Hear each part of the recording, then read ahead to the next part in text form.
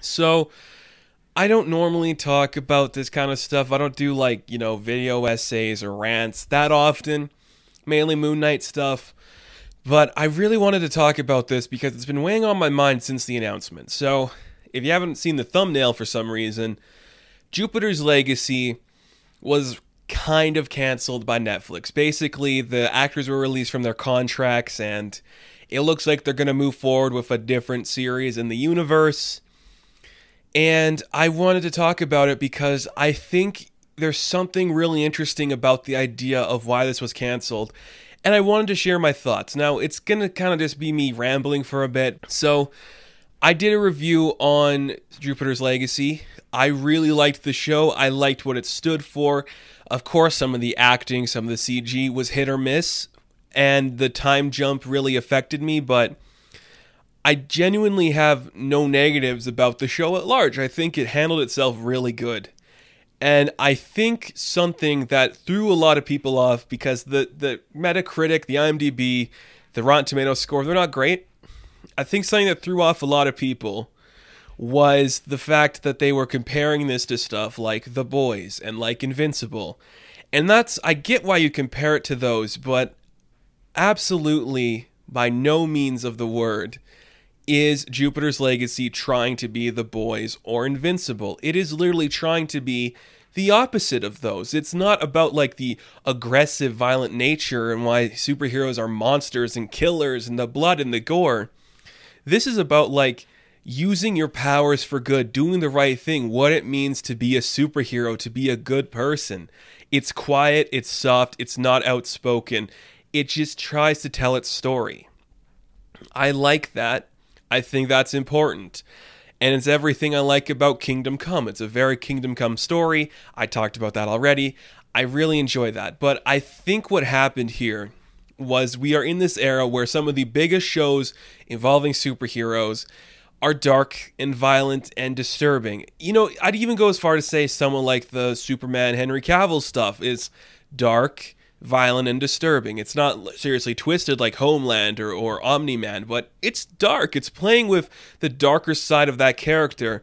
So when you get a property that's genuinely trying to be the opposite of that, I think it's affected. Now, I'm not saying we don't have like lighthearted television involving superheroes, because we do, but those are things like the CW. Those are cartoons for kids, and that is a different ballpark than something on Netflix. Now, I think this idea like this could be The Boys had a lot of people affected, and when they saw what it actually was, they're like, oh, this is silly and dumb. It doesn't actually mean anything.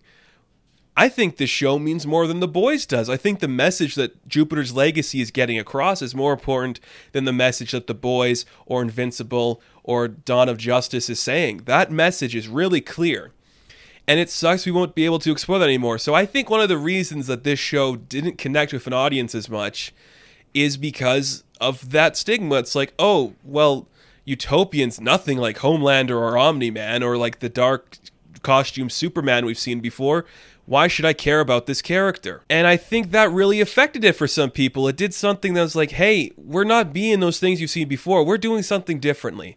And I think what it didn't resonate with people because they were expecting something else. That's one of the things I'm like, that might be why they canceled it. I don't actually know. Netflix is notorious for canceling shows prematurely because the numbers don't add up right away. It's Netflix's business model. It's weird to me, but I still get it. It's like, if your show isn't bringing in any new audience, how can you make more money? When the first season of this was like $200 million, supposedly, you're not going to be making any more money if you don't get anybody else buying your subscription service. So I understand it from that too. Netflix has always been weird that way. I don't understand how this company makes money. If it makes money, it seems like Netflix spends more than it makes, but I think there's something weird about that where it's like, it hasn't even been a month. The show came out in May. We're just getting into June, and it was canceled. And I'm like, that's really premature. And I think it kind of came out of nowhere to everyone, because you'd imagine that Jupiter's Legacy would try to be building a world, and it's not now. It's just like done, which is just weird to me. So those things are just like, okay, so you already have like Utopian isn't like Homelander or Omni-Man. People are going to go into this wanting like the violent, dark, brooding feeling. It's not that. It's the opposite of that. Everything about this show is saying the opposite of that. Netflix likes to cancel things prematurely. But here's what really confused me was they canceled it, and they're doing a spin-off called Super Crooks. Now, Super Crooks does exist. It's a book. It's a title that Mark Millar has worked with before. But here's what I don't like about canceling this show. It's like we're taking the good-hearted characters, the heroes, the good guys, get bent, and we're giving you the over-sexualized, dark, brooding, criminal villain bullshit that will sell more to markets. This, to me, comes as a fundamental understanding, like, okay, your core audience, the audience you know that's going to watch this show, is going to be like your melodramatic CW bullshit crap. Not like the Flash and Legends bullshit CW stuff, but like the, you know, your Vampire Diaries, your originals, those people that want like those young, sexy teens, dramatic with powers and bullshit. I don't like that because I think it's just like, okay, I'm going to put it to you like this.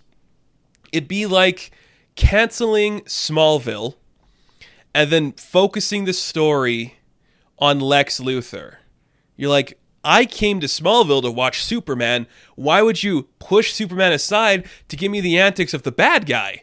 That's not a good idea. I think as a guy who does writing, I completely understand why you go that way. Because your audience likes the bad boy. It's the Breaking Bad effect. You want to see the villain succeed and have fun.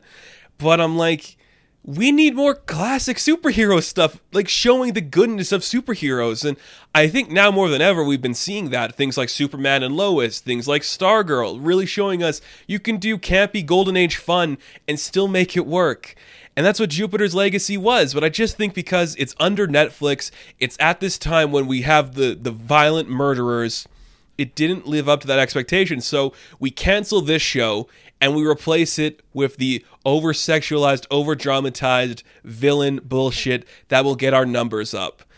Oh, it sucks. It really sucks to me that this is what we're doing, because Jupiter's Legacy could be that rare gem that does something special and unique. And it says, hey, the Golden Age values are important. We should respect them. We should cherish them. We should look at them with these beautiful lenses and just see that era is so prestigious and beautiful.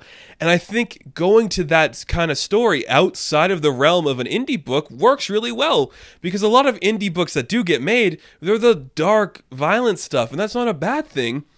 It's like, let's cherish comic books and superheroes and Golden Age ideas and like the classic superhero stuff. And it leads me to think the audience doesn't want that.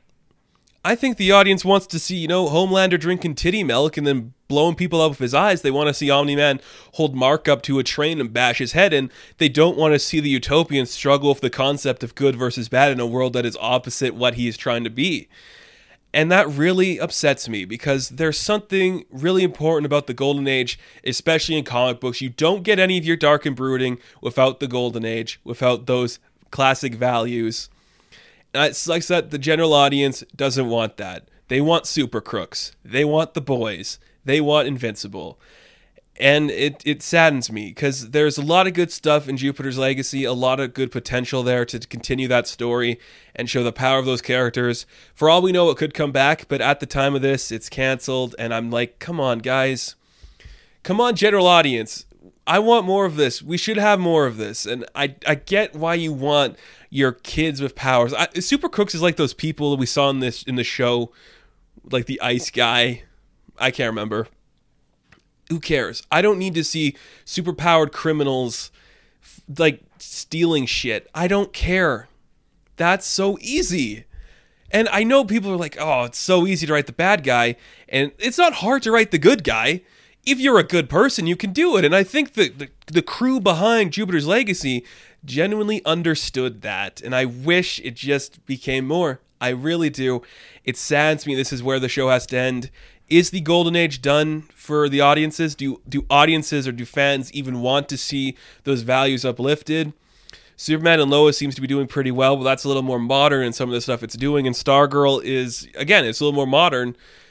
Could we see like straight up classic Golden Age like 1950s comic books presented on live action screen.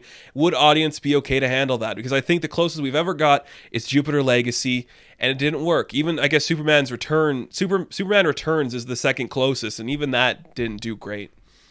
So please let me know your thoughts on this. Do you guys think the Golden Age, like the classic campy, schlucky comic book, can't work in live action?